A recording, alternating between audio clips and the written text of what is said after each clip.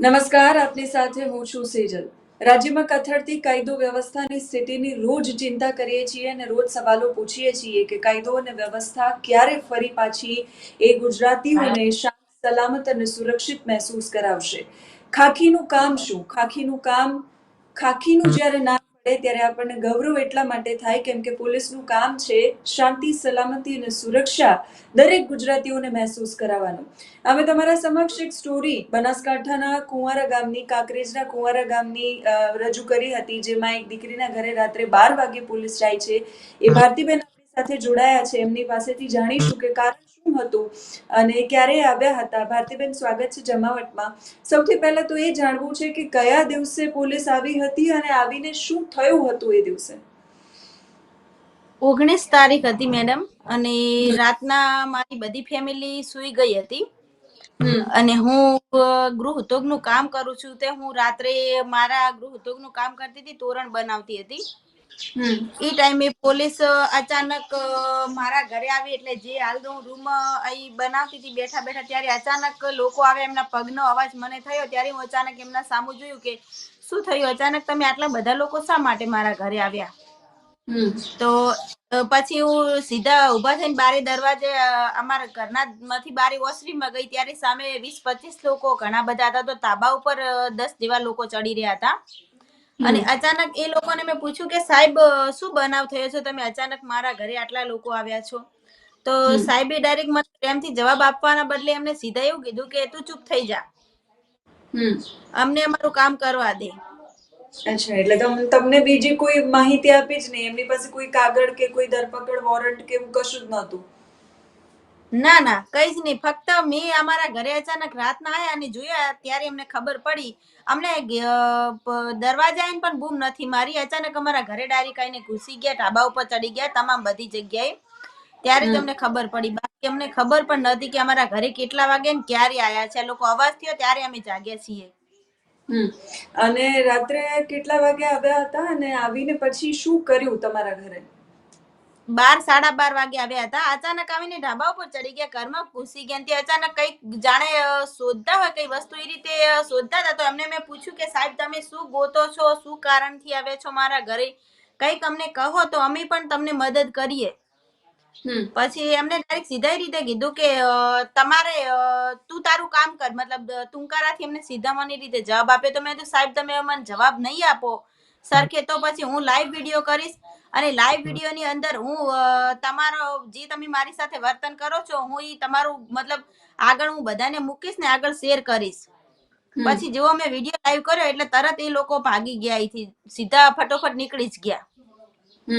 તમે કહી રહ્યા છો 19 તારીખે રાત્રે 12 વાગે પોલીસ તમારા ઘરે આવી હતી. 19 તારીખ અને આજે છે 23 તારીખ. આટલા 5 દિવસોની અંદર તમને કોઈ માહિતી મળી ખરા કે પોલીસ તમારા ઘરે કેમ આવી હતી? અને રાત્રે આવ્યા પછી તમે કોઈને જાણ કરી છે ખરા કે આવી રીતે રાત્રે પોલીસ આવી હતી? હા, જ્યારે બનાવ બન્યો ત્યારે રાતે અમે અમારા ગામના સરપંચ શ્રી રાહુલભાઈ સુથાર છે તેમને જાણ કરી હતી રાતે.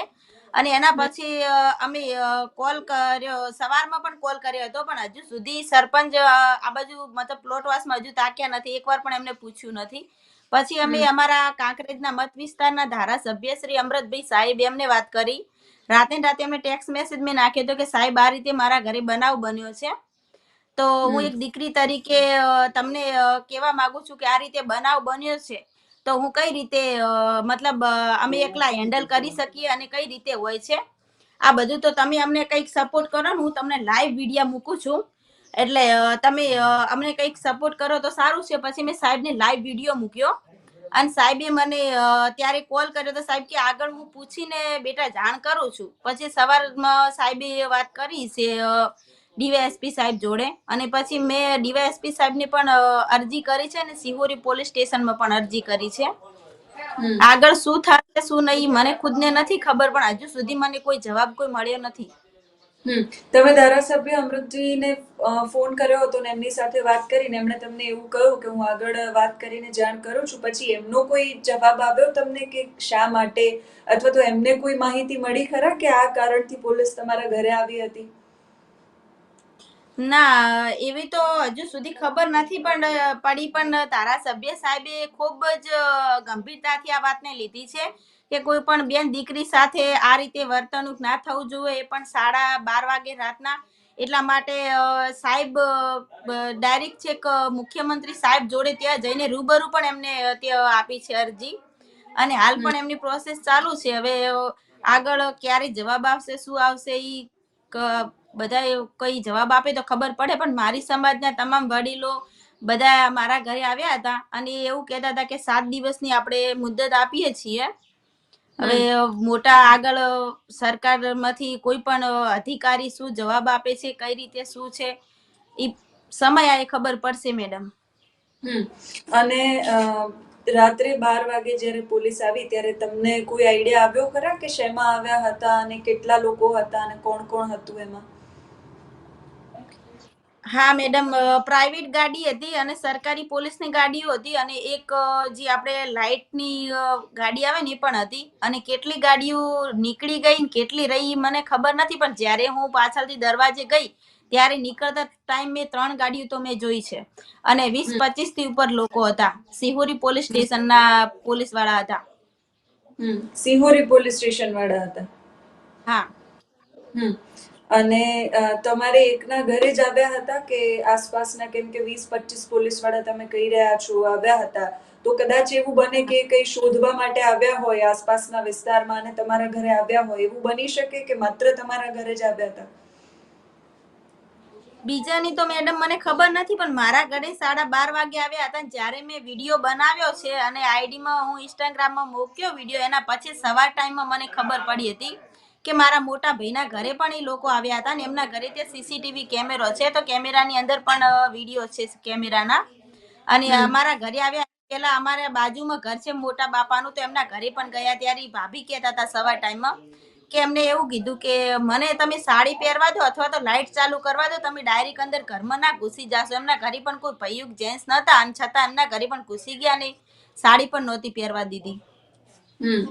અને તમારા ઘરે જ્યારે આવ્યા ત્યારે તમારા પરિવારમાં તમે એક જ હતા કે બાકીના બધા ફેમિલી મેમ્બર્સ હાજર હતા? ના, મારથી નાના મારા 3 ભાઈ હતા, એ અલગ અલગ. મારા ભાભી નાના ને ભાઈને ધાબા ઉપર જ પેલા સુતા હતા, પછી સાંજ ટાઈમે ત્યાં અમે રૂમ આયા, અને નાનો ભાઈ છે તે રસોડાની બીજી રૂમ ત્યાં હતો, અને હું એકલા કામ કરતી હતી. મારી મમ્મી છે, પપ્પા ઓફ થઈ ગયેલા છે. નાના 3 ભાઈ હું ને ભાભી. અને હવે તમે અરજી પણ કરી છે ડીવાયએસપી ને, રાઈટ? અને બાકી બધા લોકો, નવગણજી ઠાકોરનો પણ અમે વિડીયો ગઈકાલે જોયો ને એના પરથી અમે સ્ટોરી પણ કરી છે. એ જાણવું છે કે એ લોકોએ તો અલ્ટિમેટમ આપ્યું છે 7 દિવસનું. તમે શું માની રહ્યા છો? આવી રીતે રાત્રે પોલીસ કર્મચારીઓ ઘરે આવે અને શોધખોળ કરે, તમને શું લાગે છે કોઈ કારણ હોવું જોઈએ એના પાછળ કે પછી એમ જ આવ્યા છે? હવે હું તો મેડમ એટલું કહીશ કે એમનું કારણ શું છે શું નથી મને નથી ખબર, પણ હું એટલું ખુદ જાણવા માંગુ છું. મને પણ સવાલ થાય છે કે શા કારણે મારા ઘરે આવ્યા, એ પણ અડધી રાતે, અને આ રીતે ખરાબ વ્યવહારથી એમને વર્તન કર્યું. મારે પણ એ જાણવું છે. એટલા માટે હું મારી તમામ ઠાકોર સમાજને મેં વિનંતી કરી છે કે તમામ સમાજના લોકો મને સપોર્ટ કરે, એક સમાજની દીકરી માની. અને ઘણા બધા મને સમાજના લોકો સપોર્ટ પણ કરે છે, અને આગળ સારો જ કંઈક નિર્ણય આવશે. શા કારણે આવી આગળ ખબર પડશે જ. હવે ત્યારે ખબર પડે કે શું થશે એમ. અચ્છા, તમે હમણાં કહી રહ્યા હતા કે તમારા ઘરે આવ્યા એના પહેલા બીજા દિવસે તમને ખબર પડી કે બાજુમાં જે મોટા બાપાનું ઘર છે ત્યાં ગયા હતા, અને તમારા મોટા ભાઈના ઘરે પણ ગયા હતા. નજીકના નજીકના ભૂતકાળમાં તમારા પરિવારમાં અથવા તો આજુબાજુમાં ક્યાંય કોઈ એવો બનાવ બન્યો છે જેના કારણે પોલીસ કર્મચારીઓને તપાસ માટે આવવું પડે? કેમ કે સામાન્ય રીતે એવું થતું હોય કે કોઈ એમને તપાસ માટે ન આવતું હોય. જો અહીંયા આવ્યા છે તો પોલીસ કર્મચારીઓ પર સવાલ ચોક્કસથી છે, પણ તમારા પરિવારમાં કોઈની સાથે ભૂતકાળમાં કોઈ એવો બનાવ બન્યો છે જેના કારણે પોલીસે તપાસ કરવી પડે? ના મેડમ. એવો કોઈ બનાવ તમારા પરિવારમાં બન્યો નથી કે જેના કારણે પોલીસે રાત્રે ઘરે આવવું પડે? ના. સામાન્ય રીતે કાયદો તો કહી રહ્યો છે કે રાત્રે પોલીસ કર્મચારીઓએ તપાસ માટે ન જવું જોઈએ. રાત્રે 12 વાગ્યા ને પણ કોઈ દીકરીના ઘરે પોલીસ કર્મચારીઓ આવ્યા ત્યારે એમની સાથે કોઈ મહિલા પોલીસ કર્મચારીઓ હતા જે તમારી ના, પૂછપરછ કરે, બધા એકલા જ તમારી સાથે હતા, વાત કોઈ કરે? ભારતીબેન, હવે તમારી શું માંગ છે આગળ? મારી માંગ એટલી, જે મારો સમાજ કરશે, મારો ઠાકોર સમાજ છે, તમામે 18 આલમને પણ હું વિનંતી કરું છું કે આજે મારી સાથે આવું થયું છે. કોઈ પણ સમાજની દીકરી, બેન કે ભાભી હોઈ શકે છે, તો કોઈ પણ સાથે ના થવું જોઈએ. એવું નહીં કે હું ઠાકોર દીકરી છું તો મારો સમાજ જ મને સપોર્ટ કરે. હું 18 આલમનો હું સપોર્ટ લેવા માંગુ છું કે એક જોતા આ ખોટું જ છે. કોઈ પણ સાથે, કોઈ બેન દીકરી સાથે ના થવું જોઈએ.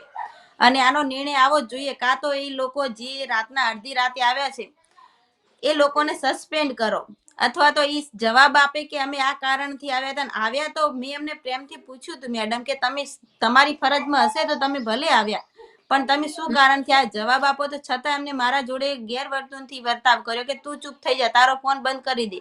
મેં એમને નામ પૂછ્યું હતું કે સાહેબ તમે કયા પોલીસ સ્ટેશનથી આવ્યા છો, તમારું નામ શું? તો કે આને બંધ કરી દો, આ ચૂપ થઈ જાય. આ ચલો, હું તો ભણેલી થોડી હતી તો હું જાગૃત હતી, અને બીજી કોઈ બેન હોત તો આ રીતે વર્તન કરે તો સારું, વ્યાજબી ના કહેવાય ને. મારા ભાભી લોકો, મમ્મી લોકો બધા તો રોવા લાગ્યા, ડરી ગયા.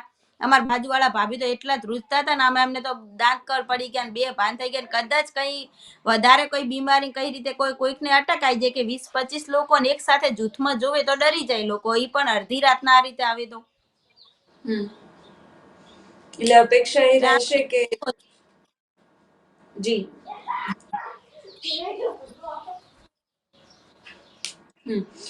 આભાર ભારતીબેન અમારી સાથે જોડાવા માટે. એટલે અપેક્ષા એ રાખીએ રાજ્યની પોલીસ પાસેથી કે જો રાત્રે 12 વાગે કોઈના ઘરે જાય છે તો એમની પાસે ચોક્કસ કારણ હોવું જોઈએ, અને જો કારણ નથી તો પછી આ રીતે જવાનો અર્થ શું એ કહેવું જોઈએ. અને જો એ પણ નથી કહેવું તો આ પોલીસનું ગેરવર્તન છે, અને ગેરવર્તન કોઈ કાળે ચલાવી ન લેવાય એ પ્રકારનું છે.